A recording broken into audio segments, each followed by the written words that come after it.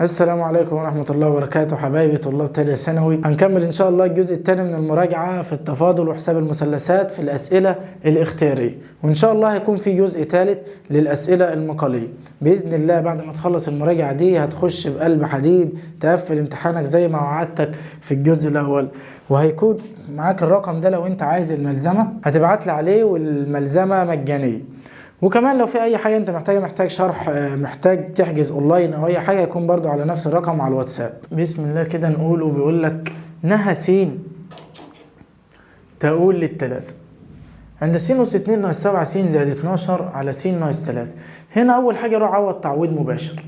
لما تيجي تعوض تعويض مباشر، اصلا لو جيت في المقام كده حطيت 3 ناقص 3 هديك صفر، وانا عارف ان المقام عندي يا مستر ما ينفعش يكون بايه بصفر، فهي دي مش هتنفع على طول. روح حلل بقى، خد لي البسط هنا حلله لي. س أس 2 تتحلل س وس. طيب مستر ال 12 تحلل 3 و4. يلا بينا، مين فيهم ياخد سالب ومين ياخد موجب؟ الاخير شرطه موجب، يبقى الاثنين بشرط الحد الاوسط. المقام عندي س ناقص 3، تروح س ناقص 3 مع س ناقص ايه 3، فيبقى نهى س تقول للتلاتة عند س ناقص 4 على 1. طبعا الواحد ده ملهوش لازمه. عوض بقى هنا تعويض مباشر، حط مكان السين 3، يبقى 3 ناقص 4 اديك سالب ايه 1. يبقى الاجابه هنا مستر سالب 1. هنا مستر بيقول لي ايه؟ نهى س ناقص 1 تقول لس نهى بيت دماغ اللي فصل.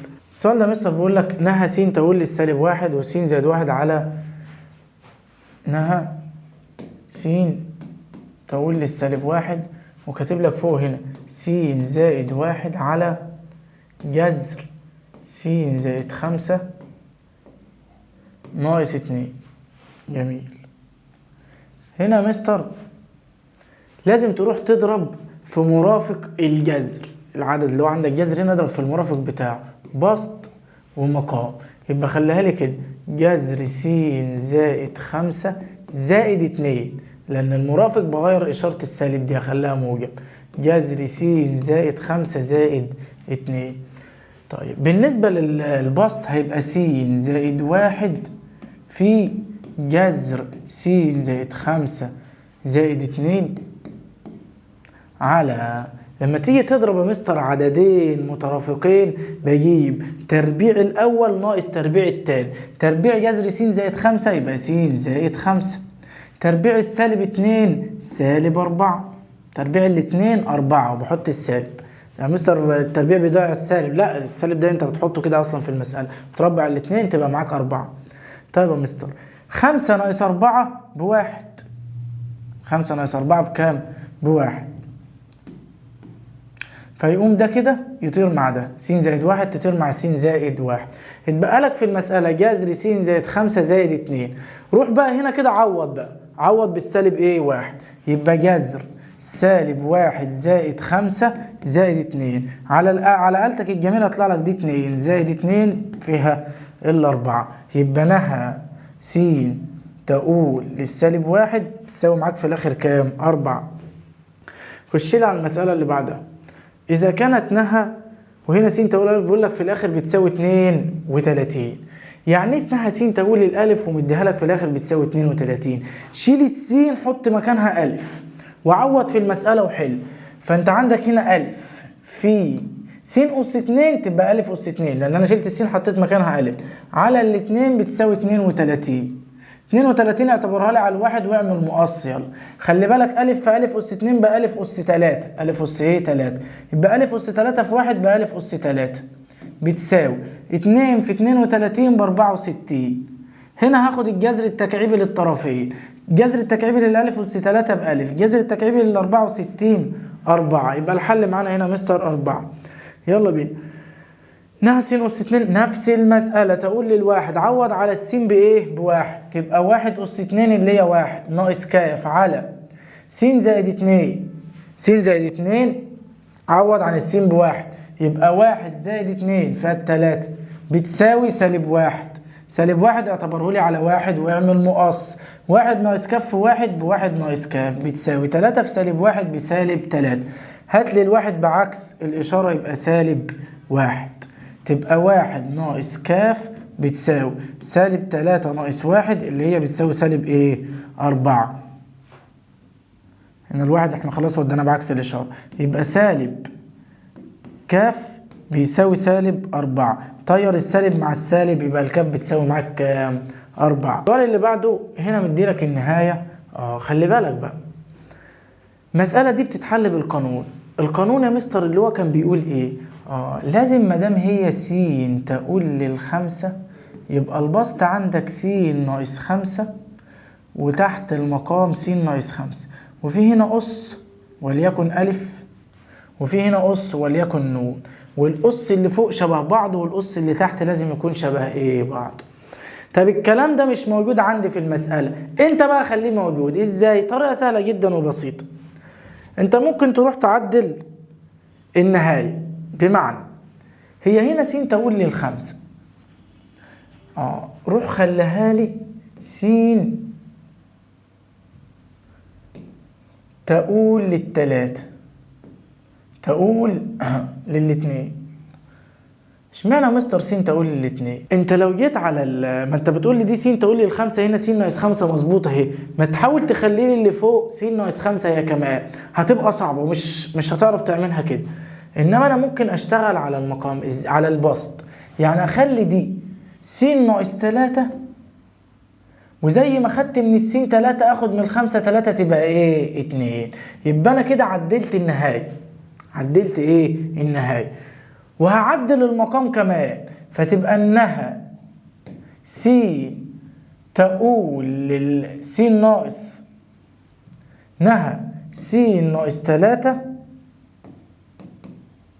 تقول للاتنين هتساوي، شد شرطة كسر كده، اللي فوق زي ما هي س ناقص 3. وفي نقطة يا مستر، انت قلت لي س ناقص 3 تقول للاتنين، يبقى لازم ال 128 تبقى 2، فانا هخليها 2 برضو أس 7. ما انت لو رحت كتبت على آلتك 2 أس 7 هتديك 128. كده ايه ده يا مستر؟ دي س ناقص 3 تقول للاتنين، وفوق هنا س ناقص 3 تقول للاتنين. طب تعالى على المقام، مش هو س ناقص 5؟ السالب 5 انا ممكن اخليها سالب 3 وسالب 2، ما غيرناش فيها حاجه، فتبقى س ناقص 3 وهنا ناقص 2. كده بقت قانون يا مستر، لان دي س ناقص 3 هنا س ناقص 3، دي 2 ودي 2، هذا س ناقص 3 وده الاتنين. طب القانون كان بيقول ايه؟ خد لي الاس اللي فوق على الاس اللي تحت، تحت ما فيش اس، 7 على الواحد يبقى 7. في خد لي العدد اللي هو ده اللي هو س تقول لي اس، تاخد الاس اللي فوق ناقص الاس اللي تحت، 7 ناقص تحت هنا كأن في واحد، ما دام مفيش اس يبقى 7 ناقص ايه؟ 1. على آلتك الجميلة بقى شوف هتطلع معاك كام؟ هتطلع معاك 448. يبقى الحل عندي يا مستر 448. تعال على المسألة اللي بعدها، بيقول لك نهى س ده جذر س، وهعمل فيها ايه انا يا مستر جذر س دي؟ خلي بالك لو رحت عوضت بالاربعه تبقى 4 ناقص 4 0، وما دام المقام 0 يبقى ما ينفعش المقام يبقى 0، فانا بروح اعوض واجيب حاجه تقرب منها. اصل اسمها س تقول للاربعه، عارف يعني ايه س تقول للاربعه؟ يعني السين ما بتساويش 4 بس رقم قريب جدا من الاربعه، فالسين هنا في المقام ما ينفعش تبقى ب4، ما ينفعش تبقى ايه؟ ب4. طيب يا مستر، فانا راح احلل عشان اخلي المساله تمشي معايا، بمعنى السين لما تيجي تحللها لو بيقول لك س أس 2 ناقص 4، كنت بتروح تاخد جذر السين، جذر السين أس 2 س، وتحط س في الطرفين. طيب يا مستر، والاربعه 2 و2، 1 سالب 1 موجب. نفس الكلام هنا لما تبقى جذر س ناقص 2، بمعنى خدها لي جذر س، نفس الكلام هنا لما تبقى س ناقص 4. ما هي س دي بتاخد جذر الاولاني لما بتيجي تحلل زي ما كنا بنحلل المره اللي فاتت س اس 2 خدت جذرها س فحطيت س وس، فخد جذر السين هو جذر س وافتح قوسك يبقى جذر س وجذر س، والاربعه 2 و2 واحد سالب واحد موجب. يبقى انا كده لما رحت فكيت ده بقى جذر س ناقص 2 في جذر س زائد 2، تقوم تطير جذر س ناقص 2 مع جذر س ناقص 2 يتبقى لك فوق 1 وعوض في المسألة ب4. يبقى انا يا مستر كده المسألة عندي بقت جذر س ناقص 2 وتحت هنا اتحللت بقت قوسين، واحد جذر س ناقص 2 والتاني جذر س زائد 2. ده طار مع ده اتبقى لك 1 على جذر س زائد 2. روح عوض لي كده في المسألة يلا. هو كان بيقول لك س تقول ايه؟ س تقول للاربعة، يبقى 1 على جذر 4 زائد 2. على آلتك الجميلة كده تطلع 1 على 4 ربع. انها س أس 5. مسألة قانون اهي. نفس المسألة اللي قبل اللي فاتت دي س تقول للاثنين، يبقى لازم اخلي دي س تقول ناقص 2 واخلي دي س ناقص 2 واخلي الاسس فوق زي بعضها والاسس تحت زي بعضها. يلا بينا كده يا مستر. يبقى انها هنا س تقول للاثنين صح، وبيقول لك هناك س أس 5 ناقص 32 وانا عايزها تبقى 2 بس، هشيل ال 30 ارميها؟ لا، هات رقم يساوي ال 32. 2 أس 5 2 أس 5 ب 32. جميل يا مستر. طب التمانية 2 أس 3. كده الأس اللي فوق شبه الأس اللي فوق، الأسس اللي تحت شبه بعضها. س هنا تقول للاثنين، هنا س تقول للاثنين، وهنا س تقول للاثنين. طيب يا مستر كنت بقول ايه يا مستر؟ باخد الأس اللي فوق على الأس اللي تحت، في تاخد الرقم اللي س تقول ليه والأس اللي فوق ناقص الأس اللي تحت. على آلتك الجميلة بقى تطلع لك معاك المسألة ب6 و2 على 3. طيب يا مستر روح حل المسألة اللي بعدها. هنا بيقول لك نهى س تقول للصفر. قانون بقى بتاع س تقول للصفر ده يختلف تماما عن القوانين اللي فاتت. اللي هو ازاي يعني يا مستر؟ لما تيجي تحلل هنا روح خلي ال 32 دي 2 أس 5. 2 أس ايه 5. طب انت عندك هنا س زائد 2 دي جت منين؟ لا، ما هي لما تقول للصفر بتختلف شويه. تمام يا مستر؟ بس لازم القوس اللي هنا س زائد 2 يبقى فيه هنا ناقص 2 زيها وتحت تبقى س عادي. هنا بقى يا مستر باخد الأس اللي فوق على الأس اللي تحت اللي هو 1 فما بيتكتبش، في الرقم اللي هو الاثنين، الأس اللي فوق ناقص الأس اللي تحت، الأس اللي فوق 5 ناقص 1 4، يبقى 5 في 2 أس 4 تدي لك 80. المسألة اللي بعدها هنا بيقول لك نهى س ناقص 3 زائد 2 س ناقص 2 زائد 1. يا مستر خلي بالك كده الأسس هنا سالبة. الأسس هنا سالبة. يعني هعمل فيها ايه يا مستر؟ هقول لك انا تعمل فيها ايه. س أس سالب 3 معناها 1 على س أس 3. طب س أس سالب 5 معناها 1 على س أس 5.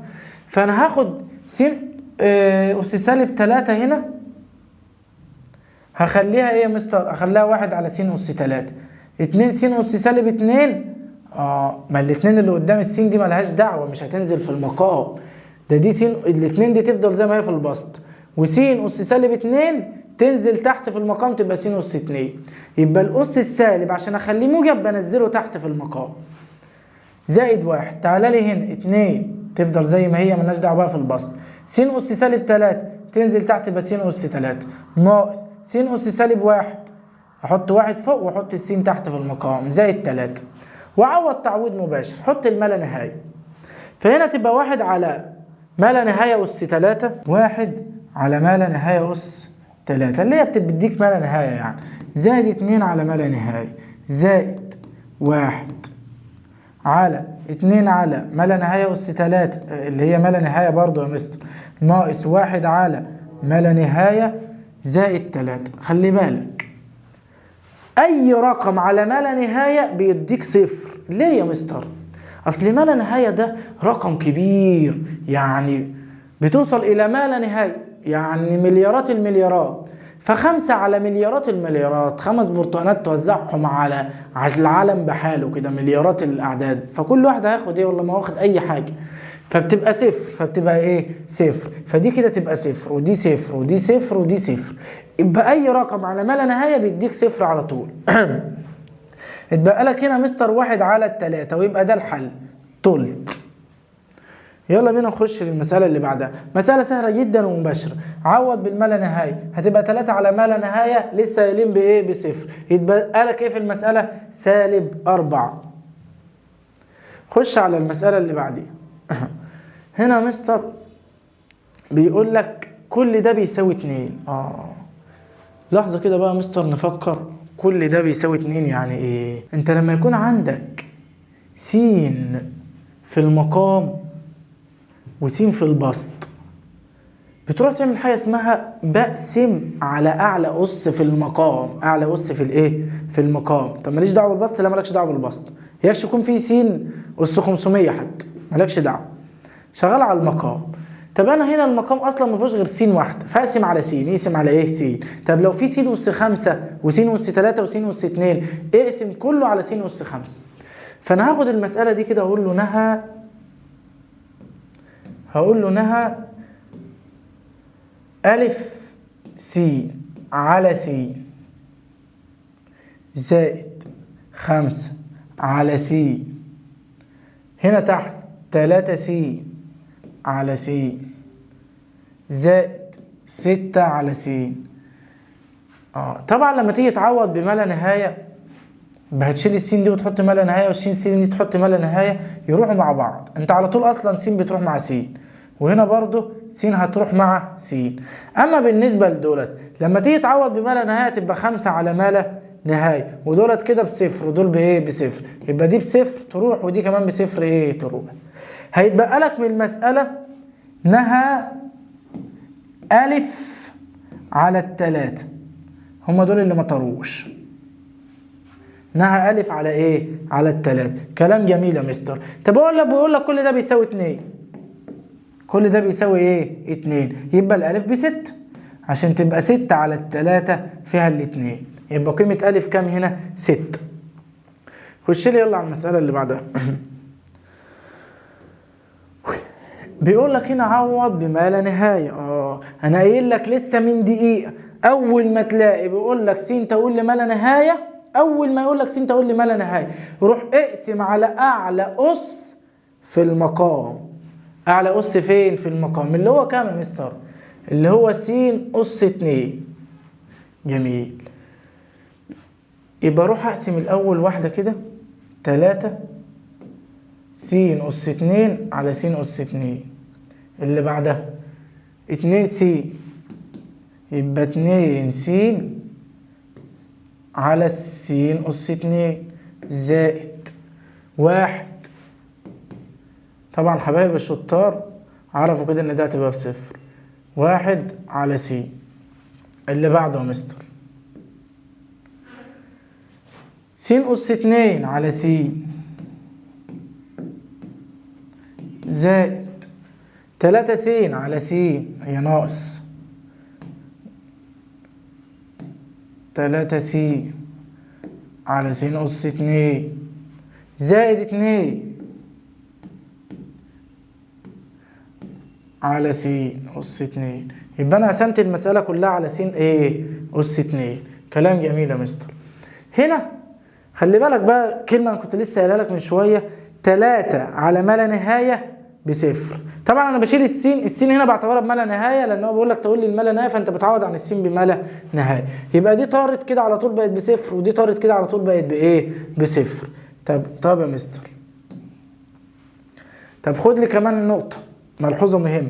لو فوق س والاس اللي في المقام اكبر من الاس اللي فوق، دي كمان بصفر، دي كمان بايه؟ بصفر. اشمعنى؟ عشان س هتروح مع س، يتبقى لك فوق 1، وهنا في س أس 2 فهيتبقى س، ما هي س راحت من فوق مع س من اللي تحت، تبقى لك تحت س، فبتبقى بصفر. فهنا السين اللي فوق اصغر من السين اللي تحت بصفر، السين اللي فوق اصغر من السين اللي تحت بصفر. يا مستر. طب هنا المفروض دي مقسومة على الاتنين، دول كده بيروحوا مع بعض بواحد، بيروحوا مع بعض بايه؟ بواحد. فيبقى انت هنا يا مستر اتبقى لك ايه يا مستر؟ بالنسبة للبسط السين أس 2 تروح مع السين أس 2 اتبقى لك 3. بالنسبة للمقام سين أس 2 راحت مع سين أس 2 اتبقى لك 1. يبقى الحل كام يا مستر في الآخر؟ 3. بس ركز قبل ما تروح تكتب الحل، كان مديلك في كل أس ايه؟ 4. تبقى دي 3 أس 4. 3 أس 4 اللي هي بكام يا مستر؟ ب81. تعالى السؤال اللي بعده بيقول لك نهى هنا س تقول لي الاتنين والجاء. خلي بالك بقى من نقطة كنت عايز انا اقولها لك مهمة جدا، اللي هي ايه يا مستر؟ لما يقول لك جاء س ناقص 3 مثلا على س ناقص 3، دول كده بواحد بيروحوا. تمام كده يا مستر؟ طب تعالى في المسألة بتاعتنا هنا، دي مش شبه ده عشان تقول لي هيروحوا مع بعض. وانا لو عوضت تعويض مباشر تبقى 3 س تقول لي الاتنين، 3 في 2 ب6 ناقص 2 0، والمقام ما ينفعش يبقى بصفر، مش هينفع اعوض تعويض مباشر. امال اعمل ايه يعني يا مستر؟ هسحر لها؟ لا ما تسحر لهاش. تعالى في المقام خد لي ال3 عامل مشترك، تبقى المسألة هنا بيقول لك جاء س ناقص 2 على 3 س ناقص 6، خد ال3 عامل مشترك يتبقى لك من هنا س، خدت من ال6 3 عامل مشترك يبقى 6 على 3 فيها الاتنين ادي الاتنين. كده ده طار، ده كده على بعضه طار مع القوس ده، يتبقى لك ايه؟ 1 على 3. يبقى نهى س تقول لي 3 عند الس بتساوي معاك كام في الاخر؟ 1 على 3. هي المسألة اللي بعدها الجاء شبه الظا بالظبط، الجاء بنعملها نفس معاملة الظا. بمعنى الاول هنا بيقول لك س تقول لي الصفر، ما تجرب كده تعوض تعويض مباشر. هتيجي هنا هتقول له جا صفر بصفر والظا صفر برضه بصفر، انما جاتا صفر بايه؟ بواحد. يبقى ارجع لاصل مسألتك كده، ادى الواحد معاك زي ما هو، والظا س انت بتعوض بصفر تبقى ظا صفر بايه؟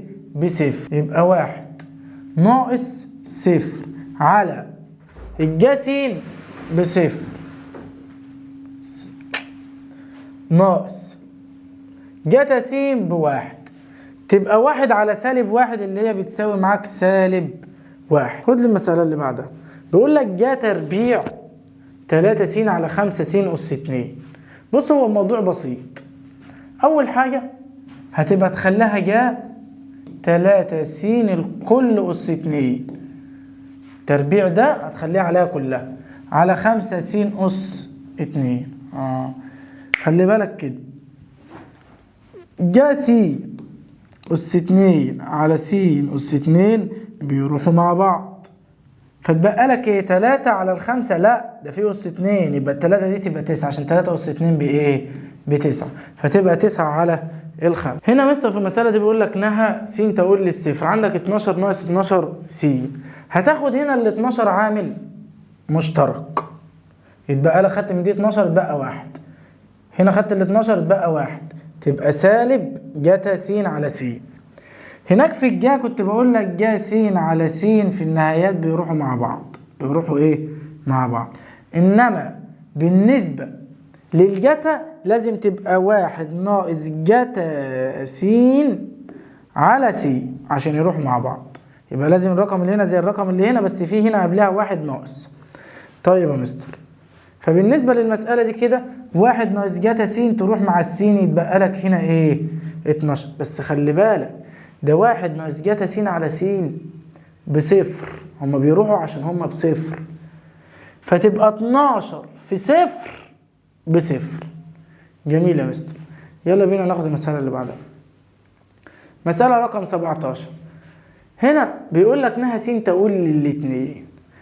فهمتك انا من شوية وانا بشرح ان نهى س تقول للاتنين يعني تقرب من الاتنين، بس السين ما ينفعش تبقى ب2. فانا هشتغل على الداله اللي فوق اللي بيقول لك فيها س لا تساوي 2. بيقول لك اذا كانت داله س من لك داله مجزاه ايه، يبقى هنا بتقول له س لا، بتشتغل على س لا تساوي ايه 2، عشان الس ما ينفعش تبقى ب2. فقوم جاي واخد المساله اللي هي دي 3 س ناقص 1. طب ال6 ماليش دعوه بدي، اشتغل بقى على اللي فوق اللي هي س لا تساوي 2، وعوض عنها ب2. عوض عن الس ب2 تعويض مباشر، يبقى 3 في 2 ناقص 1. 3 في 2 ب6 ناقص 1 5. الشكل المقابل هنا بيقول لك ايه؟ انها س تقول للاتنين. خلي بالك الداله بيبقى ليها وجود في حاله واحده، اللي هي ايه يا مستر؟ لما يكون الجزء السالب زي الموجب. ايه ده يا مستر؟ تاني كده من الاخر كده، لما يكونوا الدايرتين دولت على قصاد بعض بالعرض، بالطول لا. فهنا تبقى الداله ليس لها وجود. الداله ليس لها ايه؟ وجود. ليه يا مستر ليس لها وجود؟ الداله اليمنى سالب 1. يعني الداله بالنسبه للداله اللي هي على الجزء اليمين دي، الداله دي كده بتيجي معاها على الدايره المفتوحه، على الدايره الايه؟ المفتوحه، تروح على قصادها تديك سالب 1. طب تعالى دي دايره مفتوحه اهي، روح على قصادها هنا تدي لك ايه؟ 1. فتبقى الداله دي ليس لها وجود. بتبقى لها وجود امتى؟ لو هي مثلا عامله كده، والاتنين هنا مثلا دي عامله كده، جميل، والتانيه مثلا من نفس المكان كده عامله كده مثلا. فيبقوا هما الاتنين على قصاد الاتنين، دي تيجي هنا تيجي على قصاد الاتنين، ودي تيجي هنا على قصاد الاتنين، يبقى الداله دي لها وجود ويبقى 2. يبقى انت بتاخد النقطه المفتوحه، تيجي هنا على قصادها سالب 1، تيجي هنا على قصادها 1، الداله ليس لها ايه؟ وجود.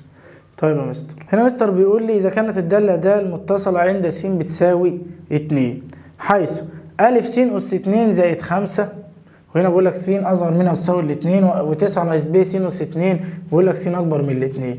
قال لك الداله متصله، ساوي لي الجزء اللي فوق بالجزء اللي تحت، يبقى أ س أس 2 زائد 5 بتساوي بالجزء اللي تحت اللي هو 9 ناقص ب س أس 2. هنا بيقول لك عند س تساوي 2، عند س تساوي ايه؟ 2. كلام جميل يا مستر. 2 أس 2 ب4، يبقى 4 ألف زائد 5 بتساوي 9 ناقص السين هنا ب2، يبقى 2 أس 2 ب4، يبقى 4 ب. جميل يا مستر. هات لي الارقام مع بعض والحروف مع بعض. هات لي الخمسه هنا بعكس الاشاره تبقى سالب 5، والسالب 4 ب هاتها لي هنا بعكس الاشاره تبقى موجب 4 ب. يبقى هنا عندك 4 ألف زائد 4 ب، وهنا عندك 9 ناقص 5، 9 ناقص 5، خد لي الأربعة عامل مشترك، يبقى لك ألف زائد ب بتساوي 9 ناقص 5 4. طيب يا مستر اقسم على الأربعة في الايه؟ في الطرفين. على الأربعة فيها الواحد يبقى ألف زائد ب، على الأربعة فيها الواحد، يبقى الإجابة عندك ألف زائد ب تساوي 1، وهو ده المطلوب اللي هو طالبه منك. لما نيجي نشتغل على المسألة دي يا مستر بيقول لك إذا كانت دالة س وهنا فوق جايه تربيع 2 س على س تربيع، وس أصغر من الصفر. هنا 2 ألف زائد 3 جاتا س، وس أكبر من الصفر. الدالة دي كده دالة متصلة، فأنا راح أقول له إيه يا مستر؟ روح هات لي اللي فوق الأول عوض فيها كده بالصفر. فهقول لك جاء 2 س، قلت لك بخليها لكل إيه؟ تربيع على س تربيع. ففي الحالة دي يا مستر فاكر انت من شوية كنت بقول لك كده الس دي بقت س تربيع، وجاء س تربيع على س تربيع بيطيروا مع بعض بواحد. اتبقى لك هنا الاتنين، بس الاتنين دي أس 2، فاتنين أس 2 ب4. روح سواها لي بقى بالدالة التانية. بيقول لك 2 ألف زائد 3 جتا س، سواها لي بالأربعة. 2 ألف زائد 3 جتا س يا مستر، جتا س السين تقول لي الصفر، عوض بصفر، وانا عارف ان جتا صفر بتساوي 1، فيبقى 2 ألف زائد 3 في 1 ب3 بتساوي 4. ودي ال3 بعكس الإشارة، يبقى 2 ألف بتساوي 4 ناقص 3، 2 ألف بتساوي 1، يبقى الألف هنا بتساوي نص. كلام جميل يا مستر. يلا بينا نروح نكمل على المسألة اللي بعدها. هنا الدالة بيقول الدالة هنا متصلة على إيه؟ هي الدالة دي مش مجالها ح؟ يا مستر مجالها ح، ده دالة تربيعية. تعامل قوس بتبقى معمولة كده. الدالة التربيعية مجالها ح يا مستر، لما بتبقى راسم الرسمة بتاعتك مجالها ح، يبقى هنا تكون متصلة على ح. تكون متصلة على ايه؟ ح. يلا بينا نخش على حساب المثلثات. بيقول لك طول قطر الدائرة الخارجة للمثلث المتساوي الأضلاع اللي طول ضلعه 4 جذر 3. مثلث ايه؟ متساوي الأضلاع. يا مستر استفدت من الحتة دي ان جميع زواياه ب60. جميع زواياه ايه؟ ب60. وانا كنت واخد قانون، وركز معايا كده في القانون ده عشان هنحتاجه في كل المسائل اللي جايه، اللي هو يا مستر ألف شرط على جا ألف بتساوي ب شرط على جا ب بتساوي ج شرط على جا ج بتساوي، اجمع البسط واجمع المقام، ألف شرط على زائد ب شرطة زائد ج شرطة على جا ألف زائد جا ب زائد جا ج زائد جا ج، بس مفيش مكان بقى نكتب الج. كل ده يا مستر بيساوي 2 نق. بيساوي 2 ايه؟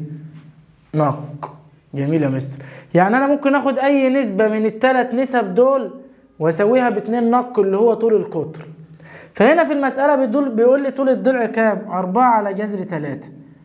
ايا كان الضلع ده مواجه لاي زاوية، فكل زوايا المثلث ب60، سواء كان مواجه للزاوية أ مواجه للزاوية ب، فكل زواياه ب60، يبقى جا 60. طبعا دي كده بتساوي 2 نق، لان اي نسبة في النسب بتساوي 2 نق. طيب يا مستر خد لي دي كده احسبها لي على آلتك. 4 جذر 3 على جا 60 تدي لك 8 سم. يبقى طول القطر بكام؟ ب8.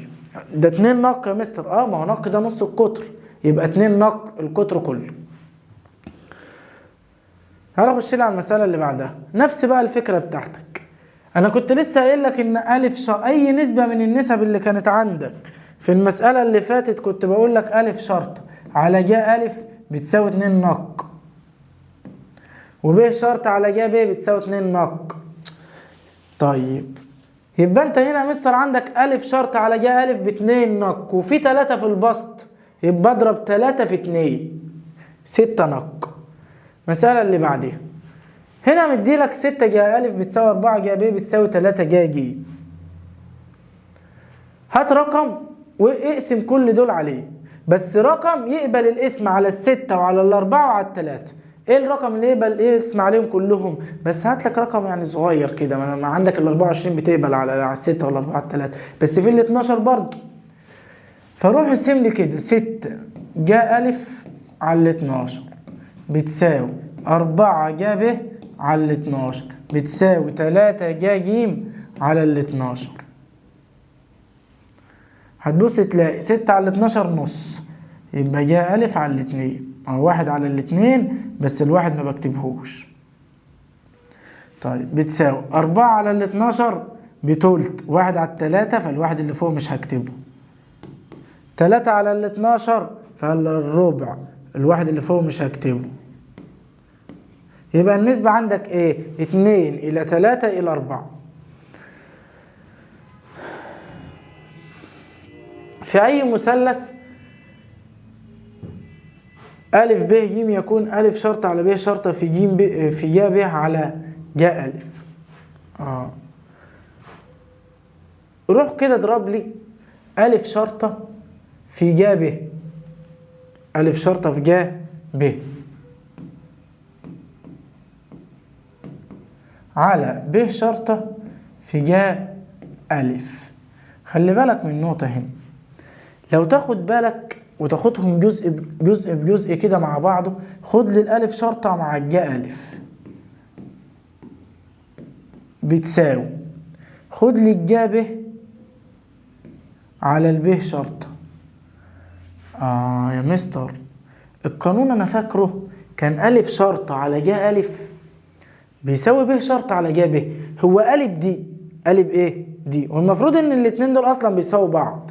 فلما بضرب العدد في معكوسه الضربي، ما هو قلبه يعني معكوسه الضربي، اضرب العدد في معكوسه الضربي بيساوي واحد. بيساوي ايه؟ واحد.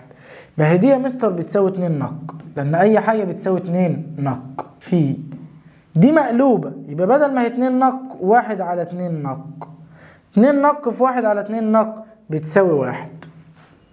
اي عدد بيتضرب في معكوس الضربي بيديلك 1. هنا أ ب ج، إذا كان أ شرطة بيساوي ب شرطة، فإن جتا أ بتساوي إيه؟ هات لي القانون بتاع الجتا. قانون الجتا بيقول لك إيه؟ جتا أ،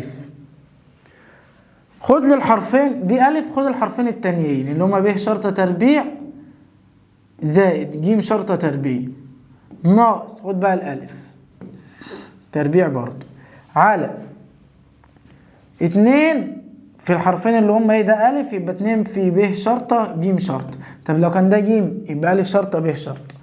طيب يا مستر، الراجل هنا في المسألة بيقول لك أ شرطة بتساوي ب شرطة، كلام حلو خالص. يبقى أنا ممكن يا مستر أشيل الألف شرطة الب شرطة أعوض عنها بألف شرطة، أعوض عنها بألف إيه؟ شرطة، لأنهم بيساووا بعض. فيبقى هتساوي معاك شيل الب شرطة حط ألف شرطة. واحد يقول لي طب أنت ليه ما شيلتش الألف شرطة تربيع حطيت مكانها ب شرطة تربيع؟ عادي براحتك، يا تشيل دي المهم تشيل واحدة بس عشان الاتنين التانيين يطيروا مع بعض. أنا شيلت الب شرطة تربيع حطيت مكانها ألف شرطة تربيع عشان دول يدوروا مع بعض. حط لي بقى بقية المسألة 2 ب شرطة ج شرطة. أنا عارف إن ج شرطة تربيع على ج تربيع على ج شرطة تربيع على ج شرطة بتساوي ج شرطة، لأن دي تربيع يعني ج شرطة في ج شرطة، واحدة منهم تطير مع ج شرطة تبقى لك ج شرطة واحدة بس في المقام. يبقى أنا دي كده هتطير وتبقى لك مكانها ج شرطة، ودي هتطير كلها، يبقى تبقى لك ج شرطة على 2 ب شرط، ج شرطة على 2 ب ايه شرط. طب يا مستر، المسائل كلها ما فيهاش ج شرطة على 2 ب شرطة، بس في ج شرطة على 2 أ شرطة، وانا كنت لسه بقول لك أ شرطة بتساوي ب شرطة. يبقى هنا ممكن اشيل ب شرطة واحط مكانها ايه؟ أ شرطة عادي. يبقى الحل بتاعك ج على 2 أ شرط. في أي مثلث أ ب ج يكون ج شرطة تربيع زائد 2 أ شرطة ب شرطة جتا ج بتساوي إيه؟ لو واحد واخد باله شوية القانون ده فيه شبه شوية من القانون بتاع الج شرطة تربيع. الج شرطة تربيع أنا عارف إنها بتساوي أ شرطة تربيع زائد ب شرطة تربيع ناقص 2 أ شرطة ب شرطة جتا ج. جتا إيه؟ ج. جميل يا مستر.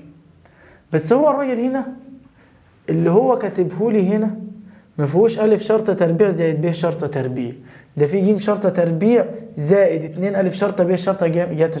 فخد دي وديها لي هنا كده بعكس الإشارة، تبقى ج شرطة تربيع دي سالب خليها موجب 2 أ شرطة ب شرطة جتا ج بتساوي ايه؟ دول فضلوا مكانهم اللي هم أ شرطة تربيع زائد ب شرطة تربيع.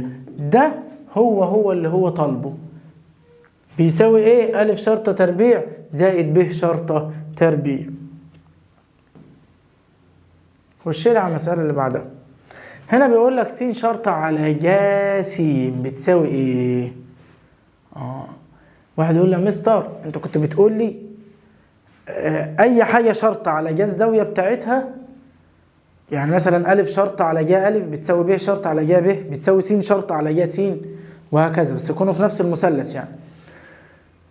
كل ده بيساوي 2 نق، بس عندي هنا بيقول لي 3 نق. طب خلي بالك هو هنا عاملها لك س وص، فس شرطة على ج س بتساوي ص شرطة على ج ص بتساوي ع شرطة على ج ع. وممكن براحتك تجمع اي نسبتين من خواص التناسب، يعني انا ممكن اقول له ان س شرطة ج س بتساوي ص شرطة زائد ع شرطة على اجمع التوالي النسب بتاعتهم ج ص زائد ج ع. هتلاقيها موجودة عندك في الاختيارات، ص شرطة على ع شرطة بتساوي ج ع شرطة على ج ص شرطة، بس هو مبدلهم عادي يعني متقلقش. يلا بينا نروح نكمل. الرياضة مادة لذيذة جدا وناس كتير بتخاف منها، ولكن بس هي بتحتاج منك شوية تفكير شوية تركيز، واهم حاجة في الامتحانات حتة التركيز دي. ايه يا مستر؟ اهم حاجة حتة التركيز. ليه؟ ساعات بيبقى طالب فاهم وداخل عامل حسابه كده انه 100% في الامتحان، وطالع انا مقفل الماده ويطلع عنده غلطه بسيطه بسبب ايه؟ قله التركيز. ممكن يحسب مثلا تلاقي واحد بيقول لك 2 زائد 3 مع السرعه كاتبهم لك 4، او كاتب 2 زائد 3 6 على اساس ان هو ضربهم يعني، وهكذا. فهي الرياضه ماده تركيز وبتحتاج التركيز في المساله اهم من انك تكون فاهم المساله. هنا بيقول لك ا ب ج يكون 2 ب شرطه ج ب بتساوي كام نق؟ لسه انا قايل لك ب شرطه على ج ب 2 نق، بس في 2 فوق، يبقى اضرب 2 في 2 نق ب4 نق. هنا بيقول لك س ص ع س شرطه زائد ص شرطه تربيع ناقص ع شرطه، ده قانون ماده مباشره يعني، تبقى هي بتساوي ايه؟ جتا 2 جتا ع. 2 جتا ايه ده يا مستر؟ 2 جتا ع. انا عارف ان القانون بتاعي بيقول لي جتا ع بتساوي ايه؟ س شرطة تربيع زائد ص شرطة تربيع ناقص ع شرطة تربيع على 2 س شرطة ص شرطة. ده القانون بتاعي. ارجع للدرس وهات قوانينه واحفظها لو انت نسيهم. بس المسألة هنا شل الاتنين من البسط، معناها ايه؟ معناها انه ضارب المسألة في 2، فبدل ما تبقى جتا ع تبقى 2 جتا ع. أ ب ج إذا كان 4 ج أ بتساوي 3 ج ب بتساوي 6 ج ج. شبه المسألة اللي فاتت. روح اقسم على رقم يقبل الاسم عليهم بحالهم، اللي هو ال 12، اللي هو الايه؟ ال 12 هو مكتوب بالاسم على الثلاثة، مسألة فيها غلطة بس معلش. لما تقسم هنا 12 على 4 فيها الثلاثة يبقى ج أ على الثلاثة، 12 على 3 فيها الأربعة يبقى ج ب على 4، 12 على 6 فيها الاثنين يبقى ج ج على الاثنين. يبقى النسب عندك أ شرطة إلى ب شرطة إلى ج شرطة بتساوي 3 إلى 4 إلى 2. جميل يا مستر، أنت طلعت لي النسب 3 إلى 4 إلى 2. هات لي القانون بقى عشان هو بيقول لك هات عايز زاوية ج، يبقى جتا ج بتساوي، قانون عندك بيقول ايه؟ أ شرطة زائد أ شرطة تربيع زائد ب شرطة تربيع ناقص 2 أ شرطة ب شرطة على 2. ثانية بس كده القانون فيه غلطة، ناقص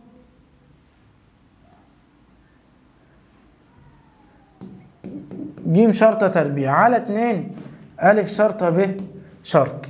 جميل يا مستر، روح عوض بقى بالنسب اللي هو مديها لك. أ شرطة ب3، أ شرطة بإيه؟ ب3 يبقى 3 أس 2 زائد ب شرطة ب4، 4 أس 2 زائد ج شرطة هنا ب2 أو ناقص 2 أس 2 على 2 أ شرطة قلنا ب3 ب شرطة قلنا ب4. كل ده يا مستر هيساوي معاك كام؟ روح سيبها لي على الآلة كده. 9 16 ناقص 9 4 أس 2 ب16، 9 16 25 ناقص 4 فال 21 على 2 في 3 في 4 ب24.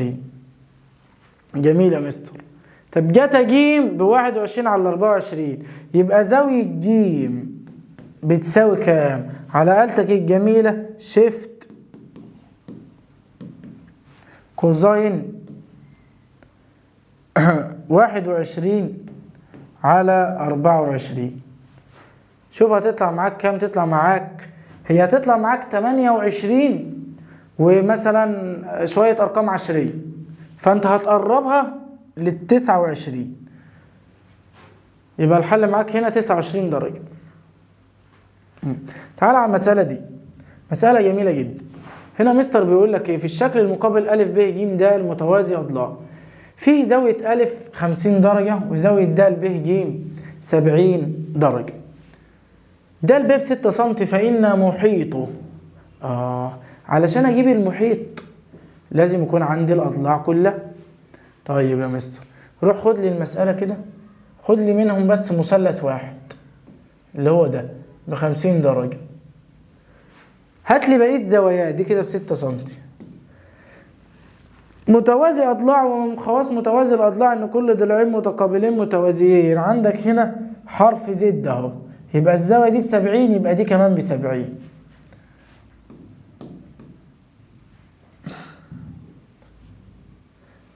طيب يا مستر دي ب50 ودي ب70، من فيثاغورس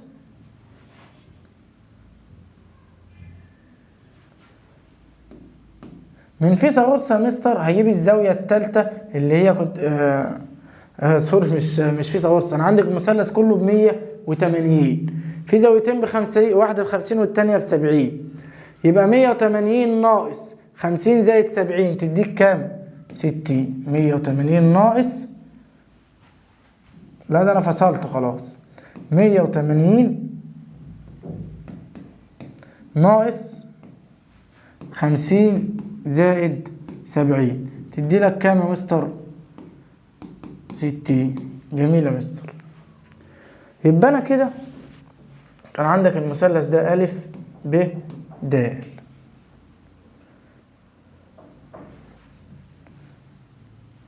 ما دام عندك ضلع معلوم تقدر تجيب التانيين. كنت بقول لك القانون بيقول ايه؟ أ شرطة على ب على ج أ. يعني ايه أ شرطة دي؟ يعني الضلع المقابل للزاوية أ. هنا الضلع المقابل للزاوية أ ب6، يبقى 6 على ج أ بتساوي المقابل للضلع ب أ د. أ د على ج ب. المقابل للضلع د أ ب. أ ب على ج 60. أ د على ج 60.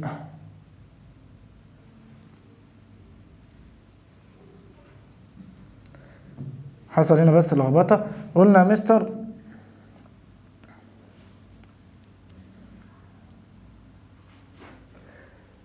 المقابل للزاوية 60 اللي هي زاوية ب أ د، يبقى أ د على ج 60 بتساوي المقابل للضلع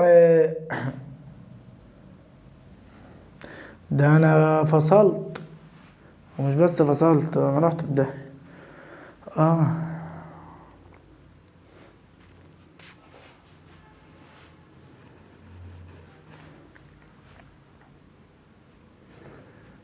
هنا مستر بيقول لي أ ب ج د متوازي أضلاع، قياس زاوية أ ب50 وقياس زاوية د ب ج ب70 وده ب 6 سم. هذا متوازي الأضلاع معاك اهو.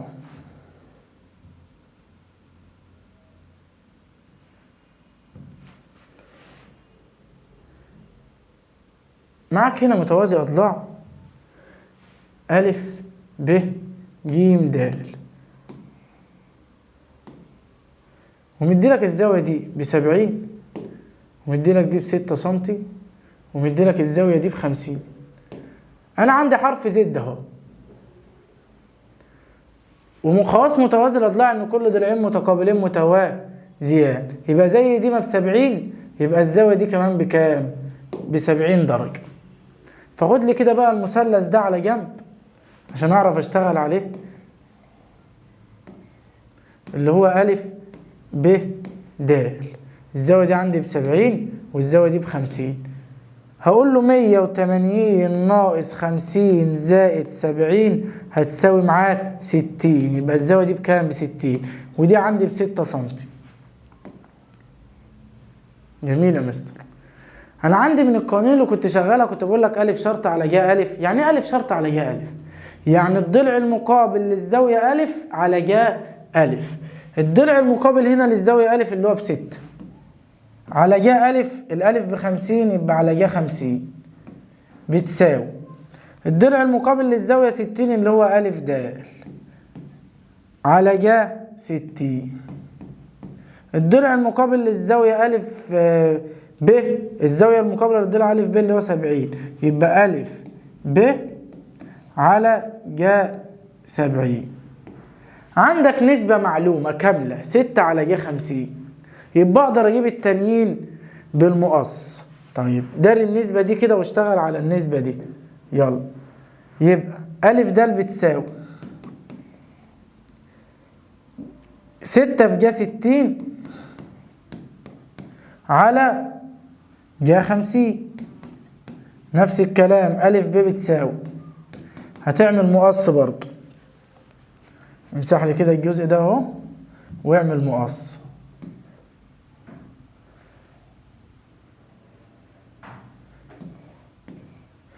ستة في جا ب في جا 70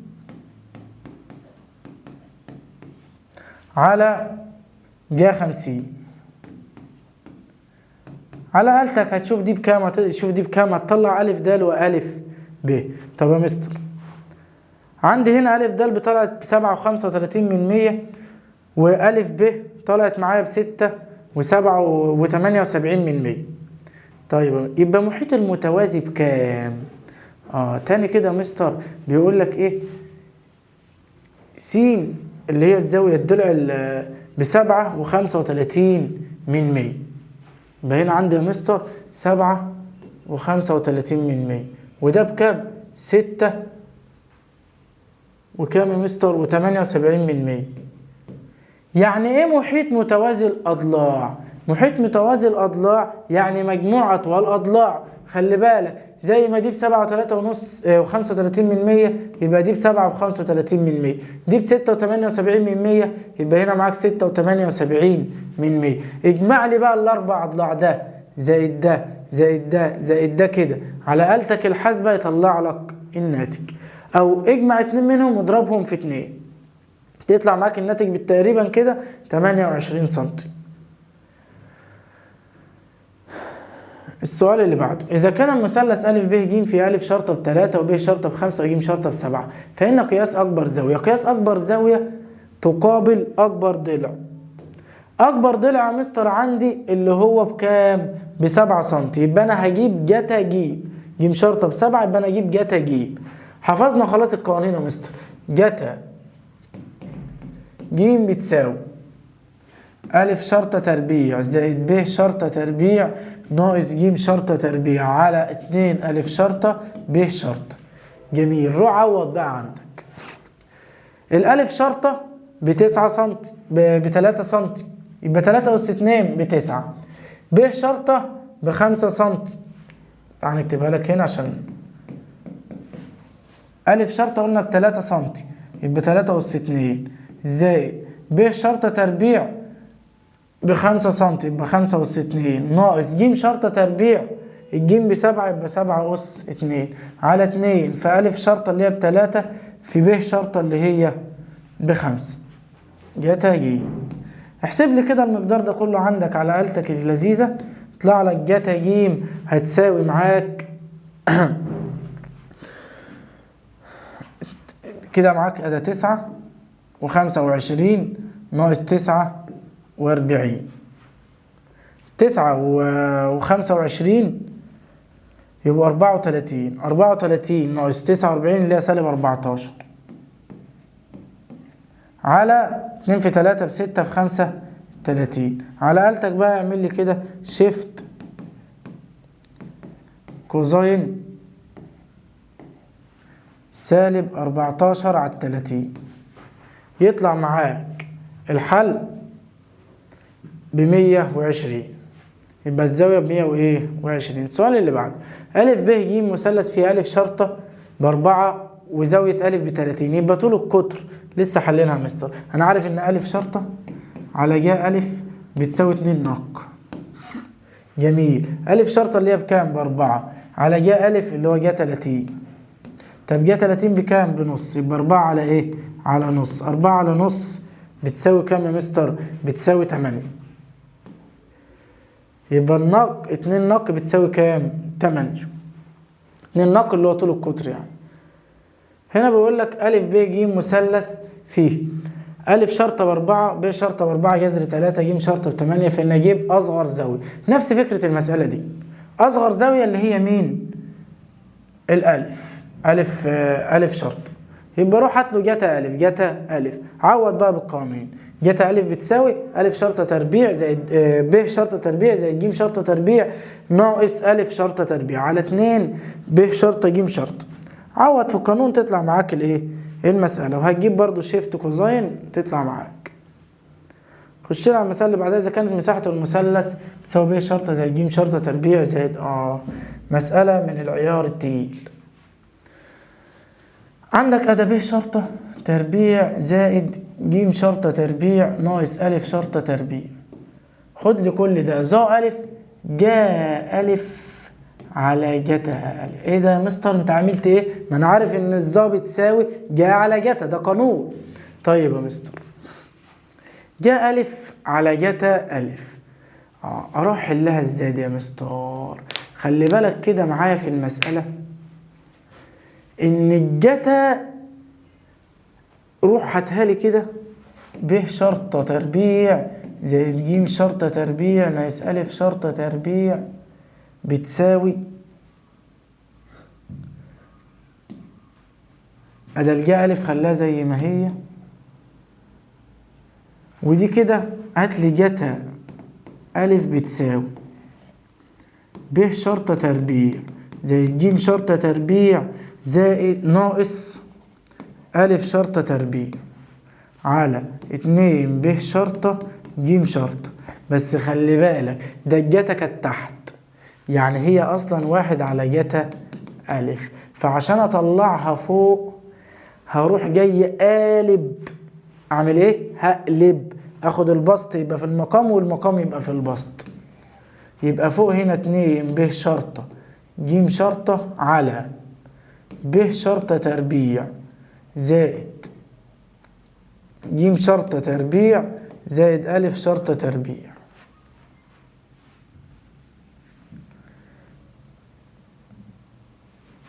كلام جميل يا مستر.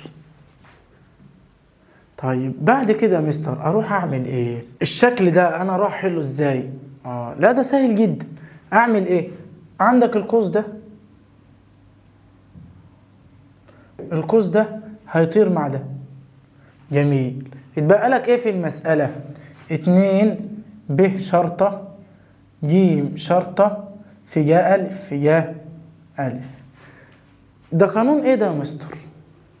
ركز كده معايا. لو احنا خلينا الاتنين دي 4 في نص، 4 في ايه؟ في نص. خدت لي ال4 بره وخليت لي ده نص ب شرطة ج شرطة جا أ. ده يا مستر قانون المساحة اللي هو نص حاصل ضرب اي ضلعين في جا الزاوية المحصورة ب شرطة ج شرطة في جا أ، او أ شرطة ب شرطة في جا ج. هو كان بيقول لي في المساحة بتساوي كام؟ بتساوي 12. كلام جميل يا مستر. يعني كده يا مستر الجزئية دي كده بتساوي ايه؟ 12 اللي هي دي كده. طيب بس هي مضروبة في 4. مضروبة في ايه؟ في 4. يبقى بتساوي 4 في 12. 4 في ايه؟ في 12. طب 4 في 12 بكام يا مستر؟ ب48. طيب يا مستر كده حلينا المسألة. خش معايا على الجزء اللي بعده. هنا بقول لك 2 ب شرطة ج شرطة جا أ. لا ده إجابة السؤال اللي فات. في المثلث أ ب ج إذا كانت قياس زاوية أ ب40 وزاوية ب ب30 وب شرطة ب10 سم فإن ج شرطة بتساوي كام؟ مسألة سهلة جدا يا مستر. هعمل فيها ايه ديت؟ انا عارف حافظ القانون. ب شرطة على جا ب بتساوي ج شرطة على جا ج. ب شرطة ب10 جا ب مدالك في المسألة جا 30 بتساوي ج شرطة اللي انا ما اعرفهاش على جا ج. جات منين 110؟ ما انت عندك مثلث في زاوية ب40 والزاوية التانية ب30. بجيبها ازاي دي يا مستر الزاوية التالتة؟ بقول له 180 ناقص 40 زائد 30 هتساوي معايا كام؟ 110. يبقى الزاوية بتاع الجيم بتساوي 110 درجة. يبقى أنا هنا مستر بقول له ج شرطة على جا 110. موثق الجميل يبقى ج شرطة بتساوي 10 في جا 110 على جا 30 اللي هي بتطلع معاك تقريبا 19. المسألة اللي بعدها مثلث محيطه 24 سنتيمتر. يعني ايه محيطه؟ محيطه يعني ألف شرطة زائد ب شرطة زائد ج شرطة بتساوي كام يا مستر؟ بتساوي 24 على جا ألف زائد جا ب زائد جا ج. روح حل لي كده المسألة كده بالراحة. هو قال لك محيطه 24 يعني ألف شرطة زائد ب شرطة زائد ج شرطة ب 24. وأنا القانون عندي كان بيقول ألف شرطة زائد ب شرطة زائد ج شرطة بيساوي جا ألف زائد جا ب على قصدي جا ألف زائد جا ب زائد جا ج. كل ده مستر بيساوي كام؟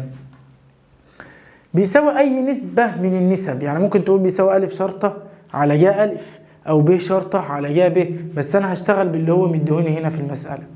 خلي بالك هو بيقول لك جا ألف زائد جا ب ب3 جا ج.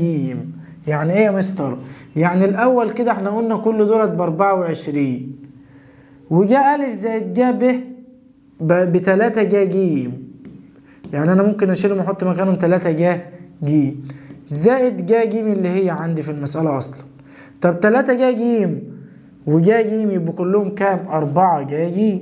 يبقى 24 على 4 جا ج. اقسم هنا على 4 وهنا على 4. على 4 فيها الست على 4 فيها الواحد يبقى 6 على جا ج. طب يا مستر خلصت المسألة؟ لا طبعا ما خلصتش. ده هو بيقول لك ج شرطة بتساوي كام؟ عايز ج شرطة. ما هي ج شرطة اللي هي دي. ما هو القانون اصلا كان بيقول لي ان كل ده بيساوي اي نسبة من النسب اللي هي ألف شرطة على جا ألف ب شرطة على جا ب. طب ما كل ده بيساوي ج شرطة على جا ج صح؟ تروح الجا ج مع الجا ج يتبقى لك ايه؟ الجيم شرطة بتساوي 6 سنتي. هنا مستر سؤال لذيذ بيقول لك لو انت عايز تجيب عدد حلول المثلث بجيبها ازاي؟ عدد حلول المثلث لازم يكون عندك ضلعين وزاوية مقابلة لأحدهم. يعني ألف شرطة ب شرطة وزاوية ألف أو زاوية ب واحدة فيهم. وهنا بجيب جا الضلع المختلف جا ب بيساوي ب شرطة جا ألف على ألف شرطة. لو كان الناتج بتاع الجا ب أكبر من الواحد يبقى مفيش حل. لما يقول لك يوجد عدد حلول المثلث يبقى مفيش حل. طب لو كان يساوي واحد يبقى حل واحد. تمام؟ طب لو أقل من واحد هنا بقى حاجة من الاتنين، يا حل وحيد يا حلين. لو الألف شرطة أكبر من الب شرطة يبقى حل واحد. لو الألف شرطة أصغر من الب شرطة يبقوا حلين.